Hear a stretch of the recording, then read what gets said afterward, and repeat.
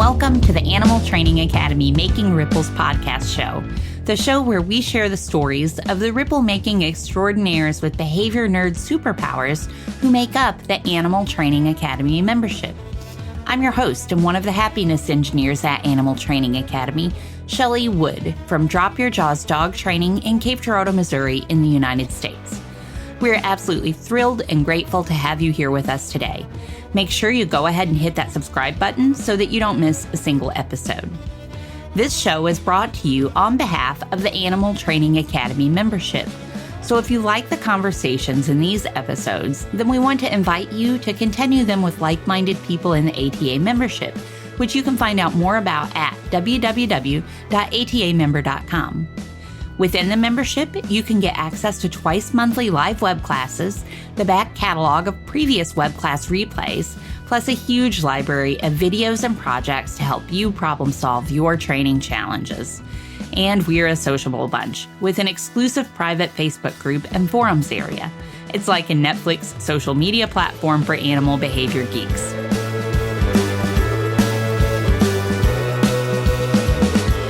Today we are excited to welcome Rabea Christmann to the show. Rabea Christmann, PhD, is a seasoned professional in the field of biology currently residing in a rural village in Germany with her family. Since 2002, she has been actively engaged in search and rescue dog work, contributing as a dog handler and trainer. Rabea also maintains a strong interest in dogs and canine nose work. In 2013, Rabea played a pivotal role in establishing an animal welfare program for farm laboratory animals. This initiative focused on optimizing animal husbandry and handling through the incorporation of enrichment activities and positive reinforcement-based training methods. Rabea's commitment extends to education, where she imparts knowledge to laboratory staff, animal caregivers, trainees, and students. Her goal is to promote optimal animal welfare and integrate positive reinforcement-based training methods in both laboratory and educational contexts. Additionally, Rabea has undertaken cooperative care training for various farm animals, including chickens, sheep, goats, pigs, and cattle. This practical approach showcases her dedication to enhancing the well-being of animals and fostering positive change within communities. With a blend of academic expertise and hands-on experience, Rabea Christmann continues to make significant contributions to the field of biology, emphasizing a commitment to professionalism and advancing animal welfare. Welcome, Rabea. Thank you for joining us today. Thank you very much, Shelly, for the invitation. And I'm really happy to be here and talk with you about animal training and all the stuff. Well, thank you for joining me. I'm really happy to have you here with us to talk about animal training and all the stuff. And wow, you have got a really diverse background in animal training. I think it's really cool to see an increase in the number of people recently who seem to be getting more involved in positive reinforcement-based training for farm animals. So I love that you've got that on your in your background, as well as that fun search and rescue work with dogs. And then that laboratory experience too is really unique. So I'm excited to talk with you today and to let you share some of your experience with our audience. Could you get us started today by telling us a little bit about your story, how you started working with animals, and more about some of the work that you're doing with them today? Yes, of course I can. So, since my early childhood, I love being around animals, of all kinds of animals, and being in nature. And especially I'm fascinated from dogs and addicted to dogs since I can remember as a little child. But I didn't grow up with dogs in our own family. We only had small animals like veggies and guinea pigs and the fish. And I always begged for having an own dog, but my parents never allowed me to have one. Because they already knew that they didn't have the capacities to take care of a dog in an appropriate way these days. And they were responsible enough for this. So I always looked forward to the holidays when we visited my grandparents, because they lived several hours away from us and had a farm with cats, rabbits, chicken and pigs and cattle, and especially a lovely German Shepherd dog called Barry. And he was named after a famous search and rescue dog, which saved several lives. And this dog from my grandparents was a wonderful, very patient farm dog, especially with us kids. And yeah, no wonder that my dream from being a little girl on was to be once a professional search and rescue dog handler, but it needed some time until I was at this point. And as you can imagine, since I had no own dog, I was the one who walked and played with the dogs in the neighborhood, volunteered in the shelter, and also later volunteered in a search and rescue dog group without our own dog. And there I was the one who was hiding in the field and was searched and found by the search and rescue dogs. And also I learned to assist the dog handlers in the real missions by being responsible for the orientation and the communication and the first aid. Yeah. And this was, to my nearly 20s. I was in this life like this. And in 2004, later, I got my first own dog, a lovely black flat-coated retriever called Bailey. And he fulfilled all my expectations and still is deeply missed. And my dream to be a search and rescue dog handler and later also a trainer for search and rescue dogs came true with him. And we were several years. We were an operational search and rescue dog team, and we were on lots of missions in the area search field for missing people. And this was the first time when I got into contact with real animal training. When I was walking with the neighborhood dogs and in the shelter, it was just being around the dogs and not a really focused training. But I learned, especially in the shelter, I learned a much more respectful way to be with the animals, with the dogs, to read canine body language, and to treat the dogs in a really respectful way and accept their borders, because some of the dogs in the shelter had a bite history and I didn't want to get bitten. And so this was the main focus on canine body language and to respect their borders.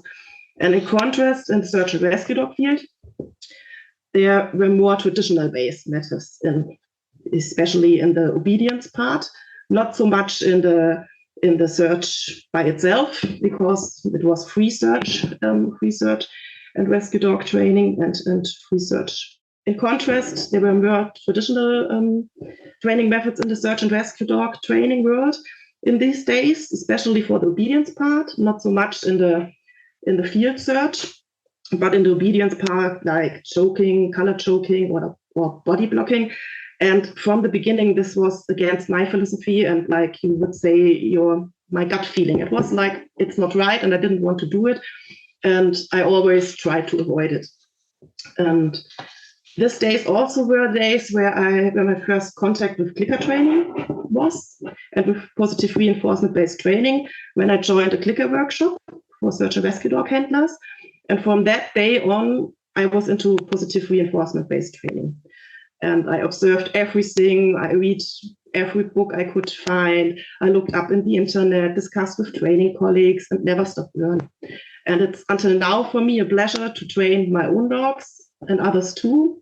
Besides all my volunteer work, as I said in the beginning, I love to be in the nature.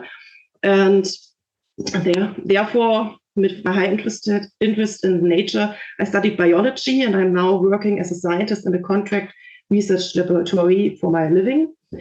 And this is the bridge where I switched from mainly dog training towards farm animal and laboratory animal training nowadays. Since I was studying, everybody who knows me knows that I also was always avoiding work with laboratory animals. And for example, in my university, I had a high interest in zoology and human biology, but since there were studies with laboratory animals involved, in the higher courses at my university, I always avoided this, and I choose to only concentrate on ecology. But as you all know, life is what happens when you are busy making other plans. So with my knowledge and in conducting the biological research studies and knowing how to produce scientific reliable data, and my dog training experience and skills, I was once asked several years ago to set up an animal welfare program and work with farm animals in a scientific setting. And this is where my training with farm and laboratory animals started. And also where I began to reach out to the ATA community and to other experts to learn more, not only dog-focused training, especially also about animal welfare, behavior science, and animal training in general for all kinds of species. And in these days, especially the web classes from ATA with the horse training from Peggy Hogan or Bex Tesker, and also some from Alexandra Kurland, which I found, and all the zoo animal training things also, and later Julia Lom's work with the heifers, and so many others. I even can't now tell all the names, but there were so many people who fascinated me in their work and inspired me. And also the warm and reinforcing community helped me so much in this really one and other overwhelming situation. Also the crucial conversations or growing mindset web classes, because it was a tough decision for me to step into this area with the laboratory animals and also with farm animals. And yeah, it helped me really a lot. And with my experience in dog training and these new gained further knowledge, I was then also able to train, for example, chicken, goats, and cattle for weighing, blood drawing, and taking pills, and also to set up their environment in a better way. And today I'm involved in several education projects and workshops for students, laboratory technicians, and researchers. There I'm teaching about animal welfare and animal training for scientific purposes, and this 3 R's for laboratory studies. It's called like replacement, reduction, and refinement in laboratory animal studies. And I'm very focused on medical training for farm animals and laboratory animals, and training these animals for scientific or also educational purposes. For example, the animals which are used for education veterinarian students, and also for private pet farm animals owners. Yeah, this is what I do nowadays. And I still love nose work with dogs and enjoyed really much the last Making Ripple podcast, which you recorded. So yeah, and so besides, I love training with our beloved family dog now, and we love doing tricks, retrieving, and all kind of nose work. And yeah, in a big part in my animal training life is at the moment also our dog. Yeah, as well as the farm and laboratory animals and the medical training with them. I would say that I think nose work is pretty addictive for a lot of people. Yes. So I'm not surprised to hear you're still doing it. What kind of a dog do you have right now? A flat-coated retriever too. And what's your dog's name? Ida. Aww. Yeah. What kind of nose work do you all do together? We just make it now for hobby. She's now 10 years old, or will be getting 10 years on the 3rd of March. And we make some detection work, and she can make some hobby search and rescue dog training where she just searches for our kid and my husband, and she loves this. Yeah. Oh, so fun. So she searched for my keys and my handy and retrieve this, so we can combine retrieving work and nose work. I'm sure that's amazingly fun for both of you. So yeah, of course. Glad you have that opportunity. And wow, my goodness, what an interesting background and evolution that you have had in the world of animal training. It's really cool to hear you talking about how many ripples have impacted you through the Animal Training Academy, and how you're able to spread those ripples now too. Listening to you talk about all the different people in ATA who have influenced you, and also the different web classes and that sort of thing, like the crucial conversations, and how that has helped you as you've kind of, if I understood correctly, as you've kind of started branching out and working with laboratory animals and working in a field where maybe you, not maybe, it sounds like at one time you did not see yourself in this field. Is that right? Yes, this is right, of course. And also in the beginning, more people don't believe that it's really capable to train animals like chicken or cows or goats, because you say always, or in general, people say they are dumb animals and you can't train them. And so you really have to prove that you can train these animals, and you always have also the conflict that you need the reliable data in the scientific purposes, and the costs have to be low.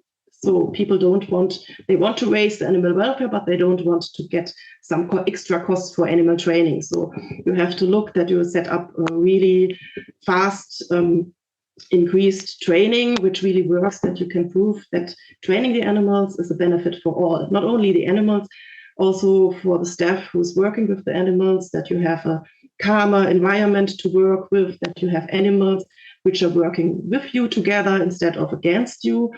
And especially with the big farm animals, it's really helpful, and you see really much and fast success if you train the animals. And this also helped me really much to prove that animal training can be adapted in the studies. Yeah, that's really interesting. I would think that those kind of crucial conversation skills probably help you in a few different capacities. So in what you're describing right now, in kind of talking with people who are maybe resistant to having somebody come in and start doing training because of all of those resource reasons that you were just talking about. And I wonder if you ever find yourself using some of those crucial conversation skills with people who are just kind of against laboratory animals, against farming, against that world in general. Does that make sense?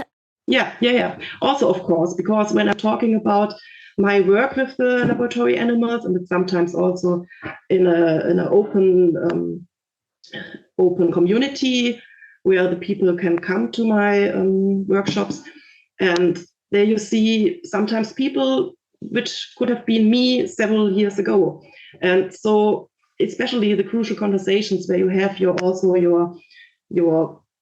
own thinking, and you try to put yourself into the other person and think, what are their goals? What do they think about? And from which side do they come in? And this really helped me much. Also, that I was once in this position to talk with them. And nowadays, I'm really the one who says, I'm happy that I can improve the lives of the animals in the studies. I can help to reduce the animal numbers with this. And gladfully, there are many people at the moment which I see, which are really with high engagement, and also with making this in their free time without getting paid, to try to improve the animal welfare in this field, and assess also animal training strategies and also enrichment for the animals. Such an important field and area to be involved in right now. Could you talk a little bit about replacement, reduction, and refinement? Yeah, of course. So you have this in the animal laboratory field, you have the 3 R's called. So replacement is like you look if you can replace laboratory studies with animals with other studies. So maybe you find some already some results in the literature, you make a literature research or something like this, and maybe you even don't have to do the studies anymore. And so in our government here in Germany, it's like you have to look, you make a literature research, and you have to look to all 3 R's, and to look if it's really necessary to do the studies which you want to do or which you want to conduct. So there is one thing like, can you replace it? Like you even don't make animal testing, or maybe you can test with another animal species, or with tests like that you just test with eggs from, for example, fish eggs instead of the adult fish. If you make some tests, something like this, this is like replacement. And then reduce is like you reduce the animal numbers which you use. So maybe you have to look, do I really need that great amount of animals for my study, or is it really working that I have scientific reliable data when I use just less of the animals? And the third one, which is where animal training and enrichment is coming into mind also, is the refinement. What can you do to refine the animal's life during the studies and also before the studies for the animals in the laboratory field? So you look, what can you do in the husbandry? Can you put some enrichment things into the cages? There is much work done for laboratory mice already, and there is really improvement. And and you look also, animal training is some point which you can adapt in this to refine the animals' lives. Can you think of some examples of projects that you've been involved in where you have used enrichment opportunities to improve the lives of some of the animals? Yeah, so we tried some things with the goats. We just taking a ball with hay to feed them, and this from the dogs, but it didn't really work in this case for the goats. But normally they got their hay in a normal feeder, and we put it just in a net, and they had more time to consume their food, and they had to climb a little bit to get to their food. And this was one enrichment where they had just more time at the day where they are taking time for feeding, and they have something to do when they are in the cages. So this was one thing. And for the chicken, the kind of studies where I work with, also there's normally you just have a cage without anything, and we set it in something where they could fly on the top, and they had a nest for laying their eggs and something like this. So we try to implement more things which you would say that they can show their natural behavior, and also our training. Are you involved in any projects right now? Right now, there are no current projects where I'm working with animals directly, but I have some presentations. Like some weeks ago, there were presentations for some laboratory trainees and with animal training and with 3 Rs, and they made a little game like Portal playing, something like this. But at the moment, I'm currently not working with animals, farm animals. It's just, I don't have a own business in this case. It's just from time to time. And my main job is still not with animals. Well, it sounds like presentations and seminars, teaching is a great way to spread ripples in this area too. And did you say that you're doing Portal with some of the students or participants? Yeah, because I see it's the most when you have just little time with the students and you only have some 1 hour or 2 hours, and you really want that they get the feeling how behavior works and how to arrange your antecedents. And I think it's really the best thing to give them this aha effect, we say, where they really say, oh yes, I'm feeling like the animal I want to train, and now I'm the trainer. And you have third person which maybe looks about it and just observes. And for me, I have the feeling and experience that this gives sometimes more for the people, that they really are into it, than directly throwing them to some animals and train with the animals. So for me, if I can manage it, it's the first step to get into touch with positive reinforcement-based training methods. Very good. Yeah.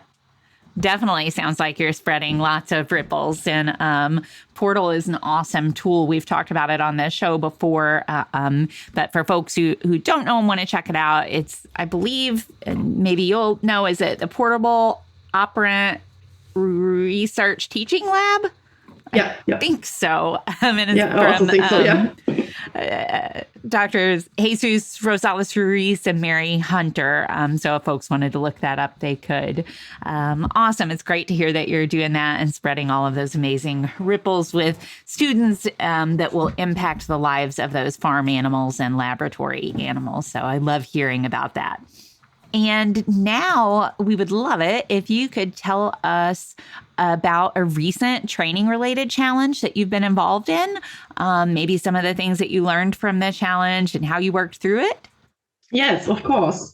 So when I look back, there are so many challenges I worked through, but the biggest challenge was definitely to train 20 cows to voluntarily taking pills and going to a weighing machine or scale in a short amount of time. So 2, maximum 3 weeks, I don't completely remember, with limited options. Like you can't use every kind of food which you want, and you have the cows which you have, and so on.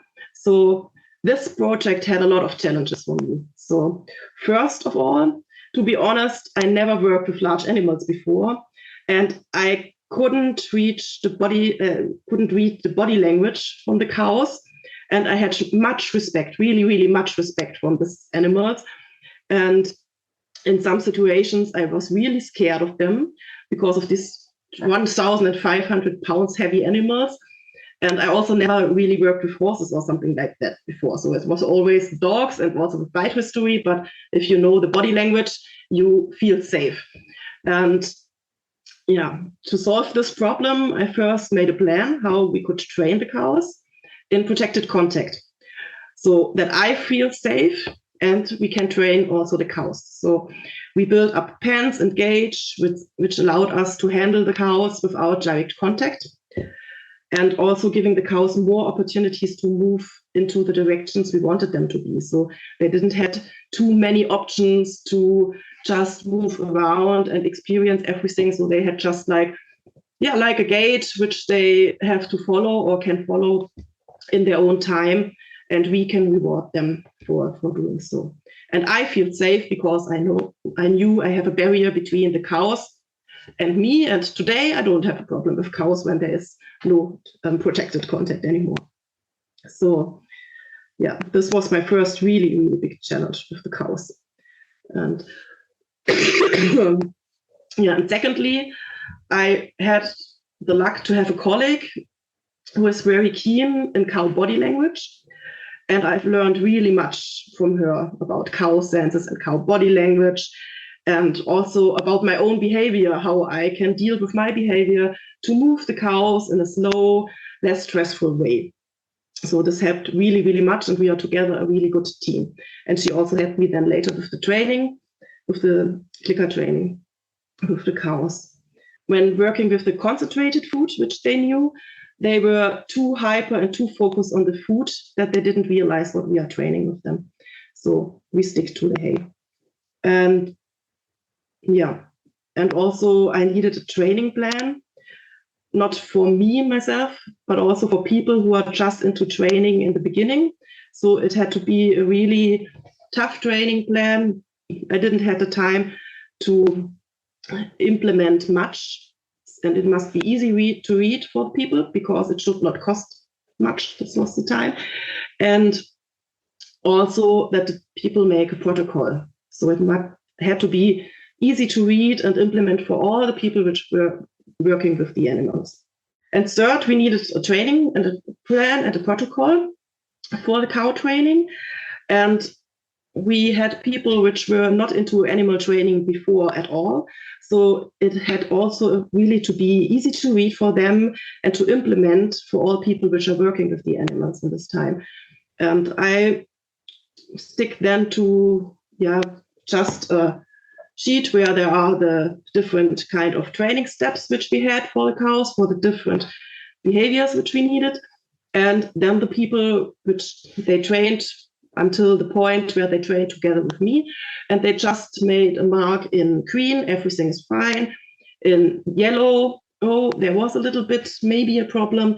And orange, if there was more a problem, and they were taught to say, okay, if they have the feeling they have to need orange, they should stop and come to me, talk to me, and then we can go together again to the animals and train with them. Or they recorded some videos, and I could also look at the desk if I can tell them something, and they can go train alone again after a little introduction, or if I come with them. So this was more points which I had to deal with in this study in a very short time.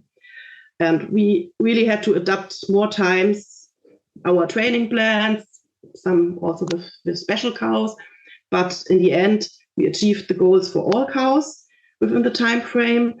And what I'm really happy about is all cows participated in the training and the procedures throughout the whole study, and which lasted 1 month. So they had every day they had taken a pill, every week they had to go to the scale for weighing, and everything worked really fine.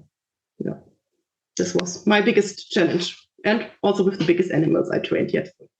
Well, congratulations on achieving the goal of getting all of the cows to take the pills and do the voluntary weights. I imagine that makes a huge impact on their welfare and their just kind of daily life, because I don't know how people, I don't know what the norm or the standard typically is for getting weights or getting farm animals like that to take medication. But I would imagine it's quite different than voluntary weighing and pill taking. So that's a major accomplishment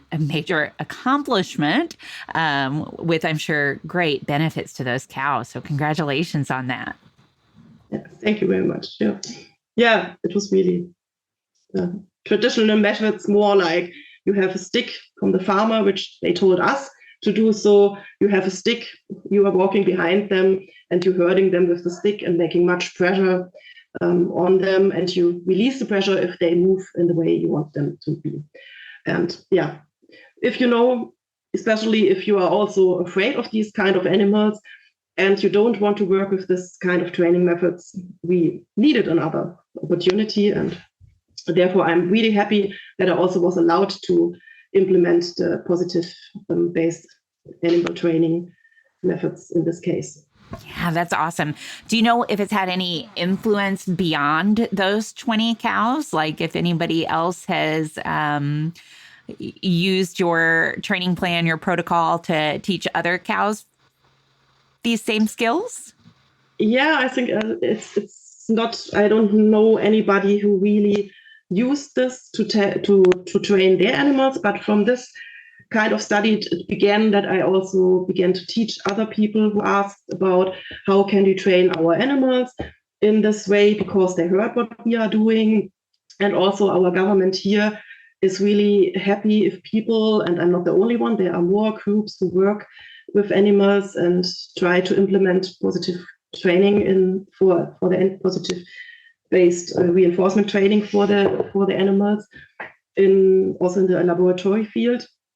And I think everybody who works in this field makes a huge influence if they show and prove that these methods work and work for all. And you really see, it's for me really happy if you see the animals, they are used for the studies, of course. And sometimes you really feel bad about this, like they trust you, and in fact you are someone who, sometimes I feel like someone who betrays them.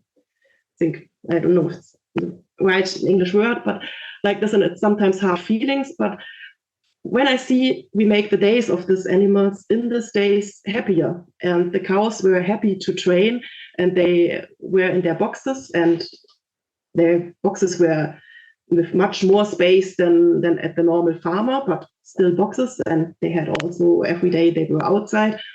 And when we are coming for training and they knew the time, they jumped into the air and were happy that someone trains with them. And also cows which were laying still when we are coming, and we begin to train with the first cows. And then after one another, at the end, all 20 cows were standing and looking forward for the training sessions. And yeah, I think you really improve in this case the life. And yeah, even if it's sometimes really hard for the people who work with the animals then in this case, because you work, you have a more bonding to these animals, and this makes it also harder in the end. These are people, that these are animals in laboratory settings. I could understand why that would create conflict and things that one would, in your situation, would have to grapple with internally. But it really is just a great example of, I believe, improving the welfare of the lives of these animals for the days that you're with them and for the things that they have to have done or they're going to have done to them. So I think it's important work that you're doing. Something you were talking about at the beginning when you started talking about this project that really struck me, because it was something you were talking about at the whole beginning of the episode too. At the beginning of the episode, you were talking about how before you got into dog training for years, you volunteered and worked in shelters and you did all of these really cool things. And when you were talking about that, it really struck me that what a great way to get started with dogs before you ever even start training is to just really be around them a lot and understand their body language and their signals and all of that sort of thing. So it seems like that was a big asset that you had when you got into dog training. But with cows, it was just the opposite. You just jumped into cow training, but you didn't have that experience reading their body language and such. So it's wonderful that you were able to find that colleague who could help you with that. And I'm sure you know a lot more about cow body language now. I know, yes. I know nothing about cow body language. Can you think of an example of something about a cow's body language that would suggest to you that the cow was feeling comfortable, maybe? Yeah, they love to be scratched on the neck. And you really see when they are leaning then onto you. So this is something where I first was sometimes afraid if they maybe want to start a fight with me or something like this, because they also fast with head butting and things like this. But it's also like you see how the eyes then close. Yeah, like some other kind of animals. And in the first time, I even didn't want to, when they came with their head towards me, I always was going behind and trying to avoid the direct contact with the head. And yeah, so this was a really, really nice feeling when you then read the body language of the cows and no, they don't want to they are not against you, they don't want to fight with you, they just enjoy being cuddled like your dog or other kind of animals. Another example for me is like that that when the cows are looking in one direction, that they will go also in this direction. So if you want to move them in the other direction, you have to wait until they put their head around, or some points where they even can't see you, like when you are standing behind. It's the same with the horses. When you're directly standing behind them, or you put something really directly in front of their nose, that they are not really capable to see you or see the things really good. These are things which I'm really happy that I had the colleague which introduced me in cow body language. And this was really helpful, and it's with all species. I'm really happy to be around animals and just observe their behavior in the beginning. But if you don't have these animals around you all the day and just you get these animals for example, in this case, 3 weeks, and you have to step into the behavior of the animals, the training of the animals, and you have a specific goal which needs to be done fast, it's sometimes difficult. And if I could choose and if I could have, I would have a farm around me, but our garden and our house are too little. So in fact, we only have the one dog. And I'm always happy when I have access to animals, if it's private pet animals or other animals from all kind of species, to learn more body language from all kind of animals. That colleague who was more familiar with cow body language and helped you in that regard, was she familiar with training, positive reinforcement-based training? No, at the beginning not, but she's also a biologist and a zoologist, and she knew the principles of learning, and this was really helpful. And she worked before like just observing and making echograms in zoology with herding animals. And she had therefore a good eye to see body language and also to explain this to other people. And and she was really keen in timing and observing the behavior. And so it went really fast to also get into clicker training. That's and great. I was always confident when she was around because I knew there is someone who knows the cow body language really well. Yeah, that's great. And I love that you used protected contact with the cows. I think that's a great way to help, like you said, to help you feel safe, and also probably to help them feel safe too if they don't know you just yet. So I think, and obviously a great way to keep everybody safe. Yes, of course. Yeah. Could you share with us now about a training situation that you're proud of and or one that you have found reinforcing?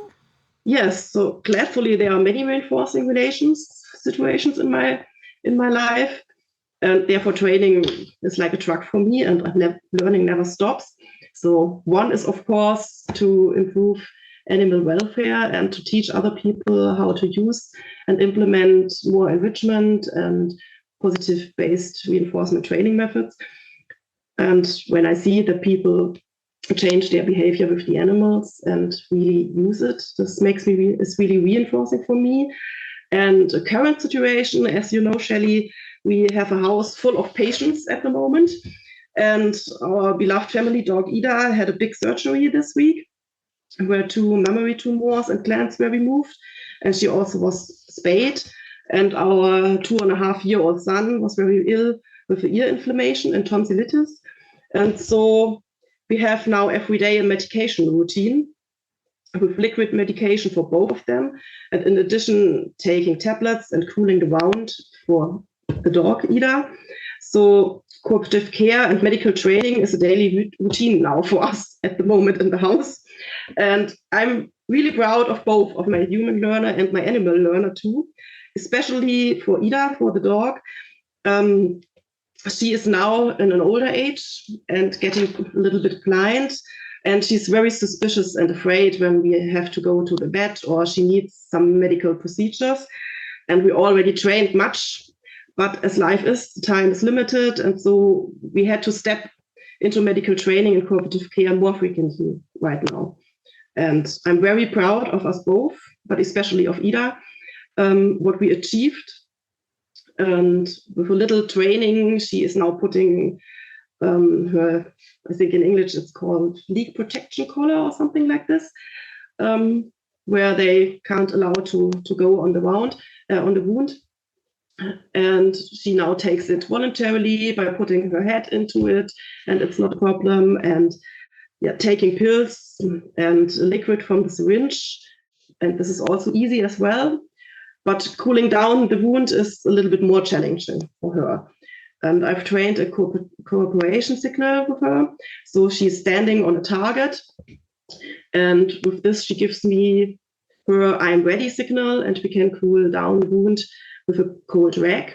And she's really lovely and makes it really, and stepping on the target again. And so it's now getting really much better. And yesterday, I was really worrying if we have to go to the vet again, because it was on one side really wet.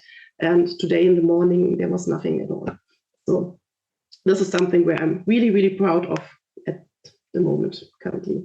I would be very proud of that as well, as somebody who has a dog who is also suspicious at the vet or with some of those daily care needs sometimes. I know how challenging it can be to work on those things sometimes, and I would definitely be really proud of that success.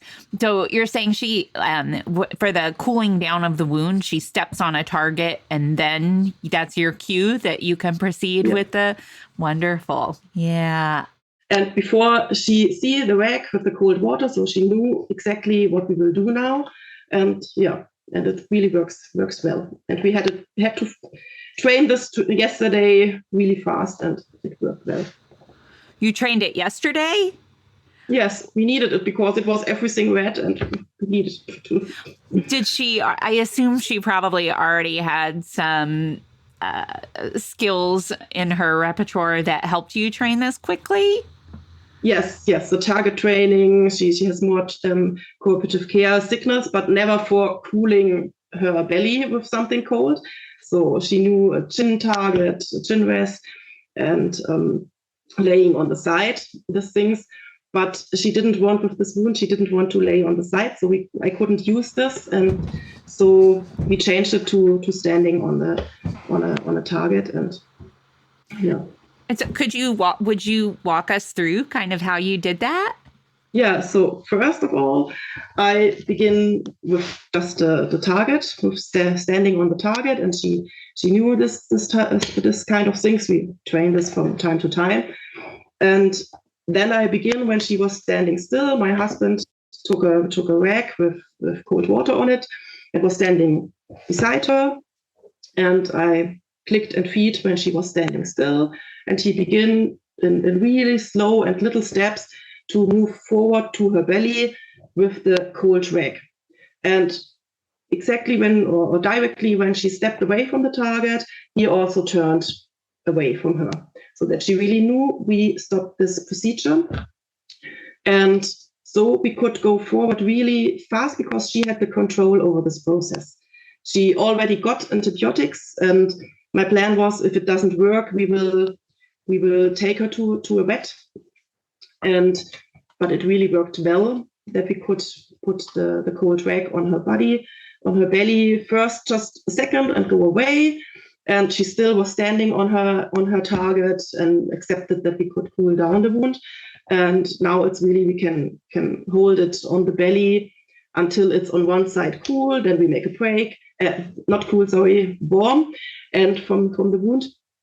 And then we make a break. And again, we take a new rag and we could cool it again. And so we will do this today in the evening again, just to be sure that nothing comes again. And yeah. Well, that is great. Thank you for taking the time to kind of walk us through how you did your process for doing that with her. And I'm glad that you were successful with it and hope that her wound heals very quickly. Rabea, thank you for sharing everything that you have shared with us so far today.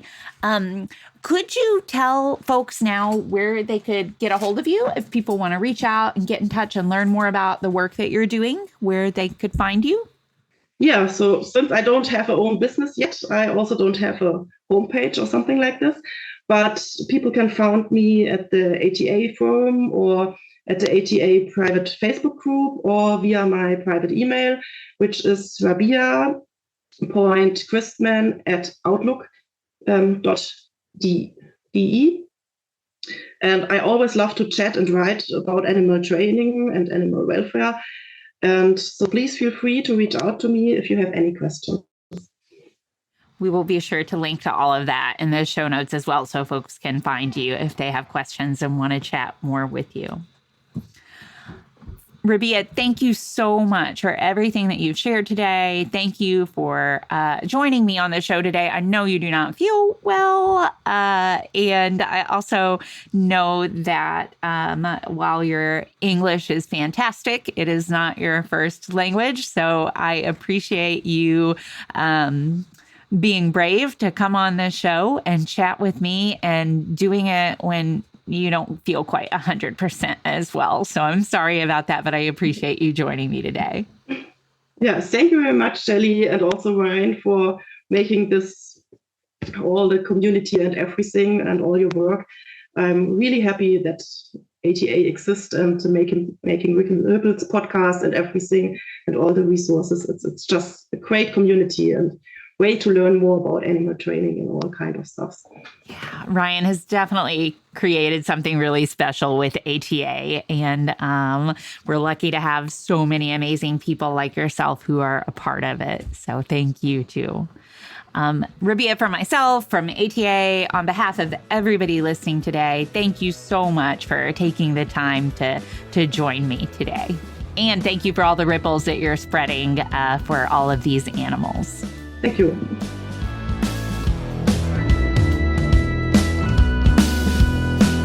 We do, of course, appreciate all of you tuning in as well. And if you have enjoyed this episode and are interested in carrying on the conversation about working with the animals in our lives in the most positive, most fun, and most choice-rich ways, then as mentioned at the start of this episode, the Animal Training Academy community is waiting for you. Head on over to www.atamember.com and click on the membership button in the main menu to learn more about what members are describing as the Netflix social media platform for behavior geeks. That's it for this episode, though. Thank you so much for listening. You'll hear from us again soon.